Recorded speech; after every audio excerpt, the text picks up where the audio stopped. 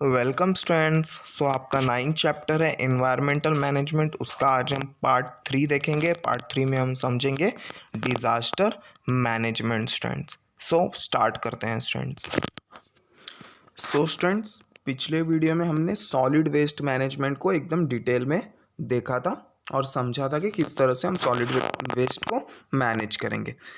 इस वीडियो में हम डिज़ास्टर मैनेजमेंट देखने वाले हैं। छोटा सा पार्ट है स्टूडेंट्स आपके बुक का, और समझेंगे कि हम डिज़ास्टर्स को किस तरह से मैनेज करने वाले हैं। तो डिज़ास्टर्स मतलब जो भी आपकी आपातकालीन इमरजेंसी सिचुएशंस होती हैं स्टूडेंट, जैसे कि फ्लड हो गया, भूकंप हो गया, वॉल्केनोज हो गए, या कोई भी मैन मेड डिज़ास्टर हो गया, तो इसको किस तरह से हम मैनेज करेंगे। तो देखते हैं। Various natural disasters like thunderbolt, flood, fire and man made disaster like accidents, bomb explosion, chemical accidents in industries, stampedes in mass gathering, riots etcetera occurs around us from time to time. तो students, बहुत सारे disasters हमारे आसपास होते रहते हैं, जैसे कि बिजली का गिरना, बाढ़ आना, या आग लग जाना, या किसी का एक्सीडेंट हो जाना, बॉम्ब एक्सप्लोड हो जाना, या कहीं भी गर्दी है वहाँ पे हल्ला हो जाना या भाग दौड़ हो जाना। तो ये भी कैसा एक टाइप से डिज़ास्टर्स में ही आता है। केमिकल एक्सीडेंट हो जाना या दंगा फसाद हो जाना, तो ये सब क्या है, ये सब डिज़ास्टर्स होते हैं। तो इस इन सब चीज़ों को किस तरह से मैनेज करना है वो हम देखते हैं। They cause large scale damage of life and property, और आप सभी को मालूम है कि इसकी वजह से बहुत सारे लाइफ का नुकसान होता है, बहुत सारे प्रॉपर्टीज़ का नुकसान होता है, हमारा बहुत सारा नुकसान होता है, और ज़्यादा जो है पब्लिक का भी नुकसान होता है, एज वेल एज गवर्नमेंट का भी नुकसान होता ही होता है। इसलिए इसे मैनेज करना, डिज़ास्टर को मैनेज करना बहुत ही इम्पॉर्टेंट होता है स्टूडेंट्स। हम आगे देखते हैं कि किस तरह से हम डिज़ास्टर को मैनेज करेंगे स्टूडेंट्स। स्टूडेंट्स, डिज़ास्टर मैनेजमेंट में पहली जो चीज़ आती है वो है फर्स्ट एड। अब डिज़ास्टर हो गया, डिज़ास्टर होता है तो किसी को मालूम नहीं पड़ता है कि डिज़ास्टर होने वाला है स्टूडेंट्स। अगर डिज़ास्टर हो गया तो पहली बात आती है कि जो भी डिज़ास्टर से जो भी नुकसान हुआ है लाइफ को, या जो भी इंसिडेंट एक्सीडेंट जो भी हुआ है, उससे जो लोग प्रभावित हुए, उससे जो लोगों का नुकसान हुआ है, उन्हें हम फर्स्ट एड दें स्टूडेंट्स। स्टूडेंट्स, देखते हैं first aid to disaster victims. The main objective of first aid is to prevention of death, preventing deterioration of health and starting the process of rehabilitation. Hence it is important to know about the emergency measures of first aid practices to followed. Students, first aid का main objective क्या रहता है कि किसी भी person को death होने से आपको बचाना, अगर वो सीरियस है तो, और उसके हेल्थ को ख़राब होने से भी रोकना है, और उन्हें हमें हॉस्पिटल तक पहुंचाना भी एक टाइप से वो क्या है, फर्स्ट एड में ही आता है स्टूडेंट्स। यहाँ पे इसलिए लिखा था प्रोसेस ऑफ रिहैबिलिटेशन, मतलब उन्हें फर्स्ट एड दे के आपको उन्हें हॉस्पिटल तक भी पहुंचाना है स्टूडेंट्स, जिसे हम क्या बोलते हैं, process of rehabilitation. Hence it is important to know the emergency measure of first aid practices to follow. तो कुछ मेजर्स हैं, इमरजेंसी मेजर्स हैं, जो आप ले सकते हैं जब कहीं भी कोई भी डिज़ास्टर होता है स्टूडेंट्स, और बाकियों की हेल्प कर सकते हैं। तो वो देखते हैं हम लोग कौन कौन से वो मेजर्स और प्रैक्टिसेस हम कर सकते हैं। Basic principle of first add, life and rescue citation, ABC। Students, हम लोग को जानना ज़रूरी है कि कौन कौन से बेसिक प्रिंसिपल होते हैं फर्स्ट एड के, जिसकी वजह से हम लाइफ को रेस्क्यू कर सकते हैं, बचा सकते हैं। तो यहाँ पे मेथड है, 3 मेथड है, जिसको हम शॉर्ट में ABC भी बोलते हैं। यहाँ पे A का मतलब जो है वो है एयरवे। देखते हैं क्या है। If the victim has difficulty breathing, the head should be held in a backward sloping position, or the chin should be raised so that the respiratory passage remain open. अगर किसी भी डिज़ास्टर में किसी भी पर्सन को अगर breathing problem हो जाती है, या कुछ भी हो जाता है जिसकी वजह से वो ब्रीथ नहीं कर पा रहा है, या ब्रीथ करने में उसे तकलीफ हो रही है, तो आपको क्या करना है, आपको यहाँ पे सिंपली लिखा है the head should be held in a backward sloping position. क्या लिखा है, बैकवर्ड स्लोपिंग पोजीशन, मतलब उसके हेड का पोजीशन कैसा होना चाहिए स्टूडेंट्स, हेड का पोजीशन थोड़ा सा आप ऊपर साइड कर दें। कैसा कर दे, ऊपर साइड कर दे, मतलब उसका जो चिन होगा, उस पर्सन का जो चिन होगा वो आपको रेस कर देना है। क्या करना है, रेस कर देना है, जिससे कि उसका जो रेस्पिरेटरी ट्रैक होगा, उस पर्सन का जो रेस्पिरेटरी ट्रैक होगा वो काफ़ी स्ट्रेट हो जाएगा और पैसेज क्या होगा, ओपन रहेगा, जिसकी वजह से वो क्या करेगा, रेस्पिरेशन ब्रीदिंग में उसको कोई प्रॉब्लम नहीं होगी स्टूडेंट्स। सो क्या करना है, आपको उसके चिन को रेस कर देना है। क्या करना है, आपको उसके हेड को थोड़ा सा डाउन करके चिन को रेस कर देना, ताकि जो रेस्पिरेटरी पैसेज है वो सीधा हो जाए, स्ट्रेट हो जाए और एयर अंदर जा सके स्टूडेंट्स। सो इस तरह से हम ब्रीदिंग, जो कि एयर वे वाला तरीका है, वो अपना सकते हैं स्टूडेंट्स। आगे देखते हैं।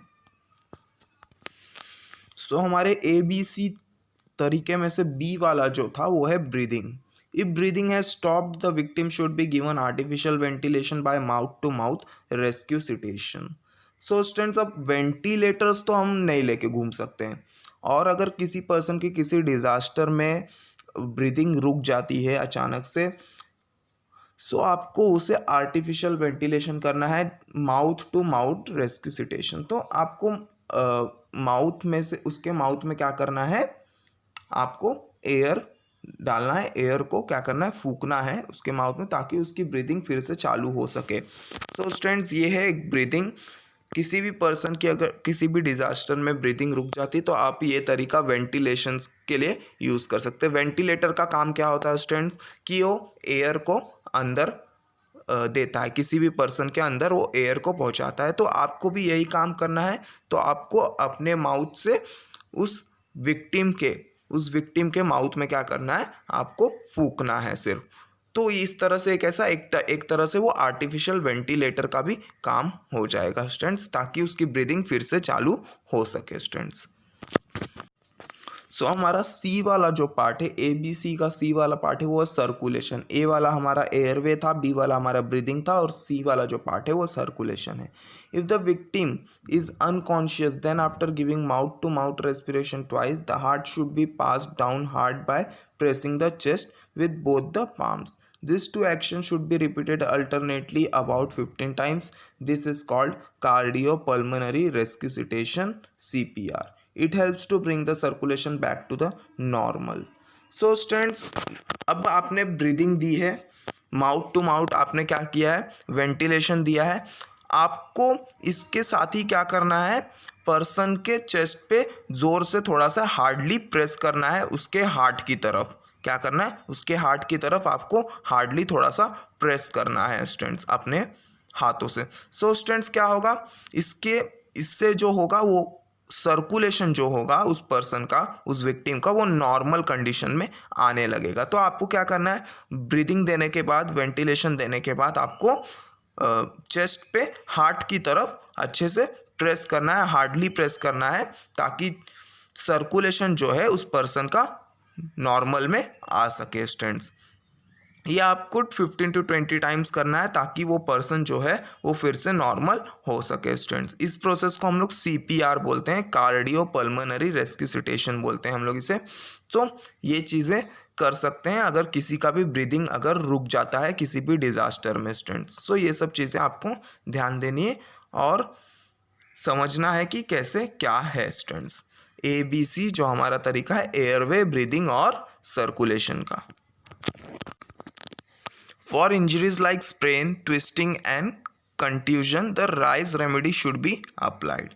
सो स्टूडेंट्स, अगर किसी भी डिजास्टर में किसी भी पर्सन को कोई मोच आ जाती, या उसके जो हाथ पैर है वो ट्विस्ट हो चुके हैं, घूम चुके हैं, या तो कोई हड्डियाँ उनकी टूट गई जिसे हम कंट्यूशन बोलते हैं, तो आपको RICE रेमेडी का यूज़ करना है, राइस रेमेडी का हमें यूज़ करना पड़ेगा। तो देखते हैं क्या है। तो R से जो है वो rest, allow the victim to sit in a relaxed position. ऐसे विक्टिम्स को आपको क्या करना है, विक्टिम को आपको अच्छी तरह से बैठाना है, रिलैक्स बैठाना है। आई से जो है ice, apply an ice pack to the injured part. और आपको लग रहा है कि जो पार्ट इंजर्ड हुआ है वहाँ पे आपको क्या करना है, आइस को अप्लाई करना है students. Compression, after the ice pack treatment the injured part should be massage gently. अगर कहीं भी ट्विस्टेड हुआ है, कहीं भी मोच आई, या तो कहीं भी क्रैक टाइप कहीं भी आया है उस पर्सन को, तो आपको क्या करना है, आइस पैक के ट्रीटमेंट के बाद आपको वहाँ पे मसाज करना है, आराम से आपको वहाँ पे क्या करना है, मसाज करना है। Elevate, the injured part should be raised in in raised elevated position. तो अब क्या करना है स्टूडेंट्स, जो भी आपका इंजर्ड पार्ट है क्या होगा, उसे आपको रेज करके रखना है, उसे आपको नीचे नहीं होने देना है, आपको उसे उठा के रखना है ताकि वहाँ पे सर्कुलेशन जो है वो अच्छी तरह से हो सके स्टूडेंट्स। तो यहाँ पे एलिवेट का भी एक पार्ट है। तो ये 4 तरीके आपको अपनाने हैं किसी जब first as a first aid. ये क्या है आपका, ये फर्स्ट एड है। लास्ट टू लास्ट आपको हॉस्पिटल जाना ही पड़ेगा स्टूडेंट्स, पर ये फर्स्ट एड है। आप किसी भी पर्सन को इस तरह से ट्रीट कर सकते हैं स्टूडेंट्स। तो ये तरीका है जो राइस RICE वाला, वो आप यूज़ कर सकते हैं, जिसका मतलब है rest, ice, compression and elevate. किसी भी पर्सन को अगर कोई भी मोच या कोई भी पार्ट ट्विस्ट होता है या कोई भी पार्ट क्रैक टाइप होता है तो आप ये तरीका यूज़ कर सकते हैं स्टूडेंट्स। सो स्टूडेंट, ये तो बात हो गई, मतलब कोई भी पर्सन को आप वहीं पे ट्रीट कर सकते हैं। बट ट्रीट करने के बाद आप उस पर्सन को किस तरह से हैंडल करेंगे, किस तरह से उसे हॉस्पिटल तक पहुंचाएंगे, अगर वहाँ पे आपको कोई भी ट्रांसपोर्टेशन नहीं मिलता है, और उसे किस तरह से आप पकड़ेंगे उस पर्सन को, तो वो भी हम लोग देख लेते हैं। कुछ तरीके हैं यहाँ पे, वो देख लेते हैं स्टूडेंट्स। सो जो पहला तरीका है वो है cradle method, useful for children and underweight victims. तो एक क्रेडल मेथड जो है आप पिक्चर में अच्छे से देख ही सकते हैं किस तरह से एक पर्सन ने एक विक्टिम को उठा के रखा है, तो उसे हम क्या बोलते हैं, क्रेडल मेथड बोलते हैं। ये उनके लिए यूज़फुल है जिनका वज़न काफ़ी कम होता है, या तो वो कोई बच्चा हो, तो उसे हम क्या कर सकते हैं, आसानी से उठा के उसे या तो हम हॉस्पिटल तक लेके जा सकते हैं या किसी भी क्लिनिक तक हम उसे आराम से लेके जा सकते हैं। दूसरा मेथड है वो देख लेते हैं। सो दूसरा जो मेथड है वो है ह्यूमन क्रच मेथड। अब यहाँ पे आपको जो पिक में एकदम फोटो में जो भी है आपको एकदम अच्छे से दिख रहा है कि किस तरह से शोल्डर से, कंधों का यूज़ करके सपोर्ट दिया गया, जिसे हम ह्यूमन क्रच मेथड बोलते हैं। If one of the legs is injured the victim should be supported with the minimum load on the other leg. So students, अगर उसका कोई लेग, विक्टिम का कोई लेग अगर इंजर्ड हो चुका है तो उस लेग पे पूरी तरह से उसका वज़न नहीं आना चाहिए, इसलिए आपको क्या करना है, आपको अपने शोल्डर से, आपको अपने कंधों से उसे सपोर्ट देना है उस विक्टिम को। तो इस तरह से आप उस विक्टिम को किसी भी क्लिनिक, किसी भी हॉस्पिटल तक लेके जा सकते हैं या उसके घर तक आप उसे छोड़ सकते हैं स्टूडेंट्स। हमारा तीसरा जो मेथड है वो है कैरिंग पिगी बैग। अब जिस तरह से आप बैग उठाते हैं उस तरह से आपको किसी भी विक्टिम को उठाना है अगर वो बेहोश हो चुका है या अनकॉन्शियस हो चुका है। Useful for carrying patient who are unconscious. तो सिंपल स्टूडेंट्स, आप ऐसे पेशेंट्स को इस तरह से उठाएंगे जो अनकॉन्शियस हो, जो कि बेहोश हो चुका हो, वो अपने होश में ना हो स्टूडेंट्स। तो आपको इस तरह से उस पर्सन को कैरी करना है, उस विक्टिम को इस तरह से आपको कैरी करना है, जिसे हम बोलते हैं कैरिंग पिगी बैग। सो हमारा अगला मेथड है वो है human crutch method. If one of the leg is injured the victim should be supported with the minimum load on the other leg. So human crutch method क्या है students, human crutch method हमने पहले ही देख लिया था students. क्या था कि अगर किसी भी पर्सन का कोई भी लेग जो है वो इंजर्ड हो जाता है तो उस विक्टिम को हम सपोर्ट देके लेके जा सकते हैं ताकि दूसरे जो लेग्स हैं उस पर सपोर्ट ना आए। एक तरीका और है स्टूडेंट्स कि उसे हम इस मेथड से भी लेके जा सकते हैं बैठा के स्टूडेंट्स अपने हाथों से। अगर आप 2 जन हैं तो आप उसकी हेल्प इस तरह से भी कर सकते हैं स्टूडेंट्स, अपने हाथों को जैसे आप पिक्चर में देख रहे हैं कि उन्होंने किस तरह से डायमंड शेप बनाया अपने हाथ में, और उस तरह से उन्होंने क्या किया, उस विक्टिम को सपोर्ट दिया है स्टूडेंट्स। तो ये मेथड भी आप यूज़ कर सकते हैं। सो अगला मेथड है वो है पुलिंग और lifting method. This is used for carrying N unconscious patient through a short distance. अगर कोई भी पर्सन बेहोश हो चुका है किसी भी डिजास्टर में या किसी भी एक्सीडेंट में, तो आप पुलिंग और लिफ्टिंग मेथड यूज़ कर सकते हैं स्टूडेंट्स। सो इसमें जो रहेगा, पेशेंट जो रहेगा वो अनकॉन्शियस हो चुका रहता है, तो आप उसे इस तरह से उठा के लेके जा सकते हैं, लिफ्ट करके लेके जा सकते हैं शॉर्ट डिस्टेंस तक। अगर क्लिनिक शॉर्ट डिस्टेंस में तो आप वहाँ तक उसे ले जा सकते हैं ये वाला मेथड यूज़ करके स्टूडेंट्स। अगला है हमारा carrying on 2 hand chair, useful for those patient who cannot use their hand but can hold their body upright. So students, ये ऐसे पेशेंट्स के लिए यूज होता है कैरिंग ऑन 2 हैंड चेयर जिनका जो है हैंड जो है वो क्या कर रहा है, वो यूज़ नहीं कर पा रहे हैं। वो पेशेंट क्या कर रहे हैं, वो हैंड को यूज़ नहीं कर पा रहे पर अपने बॉडी को वो संभाल ले रहे हैं, उठ सकते हैं। स्टूडेंट्स वो पर अपने हाथ को नहीं यूज़ कर पा रहे, तो उन पेशेंट्स के लिए हम ये यूज़ कर सकते हैं जिसमें कि हम 2 जन जो रहेंगे वो क्या करेंगे, एक चेयर टाइप बना लेंगे, अपने दोनों हाथों को मिला के पकड़ के दोनों, और उस विक्टिम को वहाँ पे क्या करेंगे, वहाँ पे बैठा के वो क्या करेंगे, उसे क्लिनिक तक ले आएंगे या कहीं ना कहीं उसे हॉस्पिटल तक वो ले आएंगे स्टूडेंट्स। सो ये मेथड भी यूज़ कर सकते हैं स्टूडेंट्स। नेक्स्ट जो है वो stretcher method. It in an emergency if a conventional stretcher is not available then a temporary stretcher can be made using bamboo blanket etcetera. So students stretcher की ज़रूरत तब पड़ती है जब कोई भी भारी पर्सन हो, विक्टिम जो है भारी है बहुत, या हम उसे नहीं उठा सकते, या तो उसे बहुत सारे फ्रैक्चर्स आए जिसके वजह से हम बॉडी को नहीं हिला सकते, तो क्या कर सकते हैं, हम स्ट्रेचर का यूज़ करते हैं बहुत ही इमरजेंसी। और अगर स्ट्रेचर नहीं है तो आप स्ट्रेचर बना भी सकते हैं स्टूडेंट्स। आपको 2 बैम्बू लेना है, उस पर क्या करना है, आपको ब्लैंकेट डाल देना है, ऊपर से कोई भी कपड़ा डाल देना ताकि वो स्ट्रेचर जैसा हो जाए स्टूडेंट्स। तो उस तरह से आप स्ट्रेचर भी बना सकते हैं और किसी भी विक्टिम की डिजास्टर में हेल्प कर सकते हैं स्टूडेंट्स, और उसे हॉस्पिटल तक पहुंचा सकते हैं। सो स्टूडेंट्स अब आगे चलते हैं, देखते हैं अदर इमरजेंसी मेजर्स। कुछ और इमरजेंसी मेजर्स ले सकते हैं, हम तो नहीं ले सकते, बट जो मैनेजमेंट वाले होते हैं, डिजास्टर मैनेजमेंट वाले होते हैं, वो हेल्प करते हैं students. Boats are used by the civil administration to rescue people trapped in a flooded area.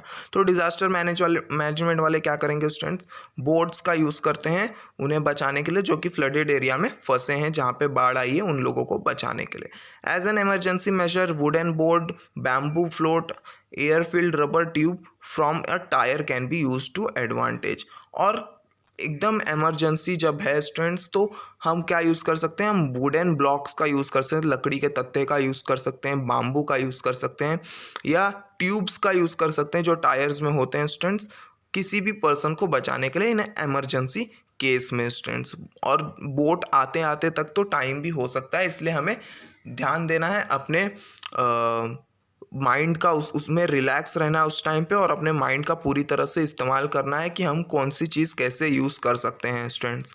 सो आप कोई भी चीज़ यूज़ करके किसी भी पर्सन को आपको बचाने की कोशिश करते रहना है किसी भी डिज़ास्टर में students. A fire extinguisher is a portable appliances that can be easily carried anywhere. Various appliances are used to put out a fire. Visit the fire department in your city and collect detail. So students, fire extinguisher जो है वो हम कहीं भी लेके जा सकते हैं, वो पोर्टेबल होता है, मतलब हम उसे कहीं भी लेके जा सकते हैं। तो फायर एक्सटिंग्विशर्स को हम कहाँ पे यूज़ करते हैं, जहाँ पे कोई भी आग लगी हो, कहीं भी अगर इमरजेंसी आग लगती है तो स्टूडेंट्स आप फायर एक्सटिंग्विशर कहीं भी आपको दिखता है तो आप वहाँ से लीजिए और पहले आग बुझाने की कोशिश कीजिए स्टूडेंट्स, क्योंकि फायर एक्सटिंग्विशर पोर्टेबल होता है, आप उसे कहीं भी लेके जा सकते हैं स्टूडेंट्स। तो इस तरह से कुछ डिज़ास्टर्स को आप मैनेज कर सकते हैं और उसे बढ़ने से रोक सकते हैं, और उससे होने वाले नुकसान को भी बढ़ने से आप रोक सकते हैं, और जो भी डिज़ास्टर्स में विक्टिम्स हैं या पेशेंट्स हैं उन्हें भी आप इस तरह से बचा सकते हैं, या इस तरह से उन्हें हेल्प कर सकते हैं, फर्स्ट एड भी दे सकते हैं स्टूडेंट्स। सो जो आपका चैप्टर है वो ख़त्म हो चुका है स्टूडेंट्स, और आई होप आपको ये पूरा चैप्टर जो है वो अच्छे से समझा होगा। सो थैंक यू स्टूडेंट्स, मिलते हैं नेक्स्ट वीडियो में।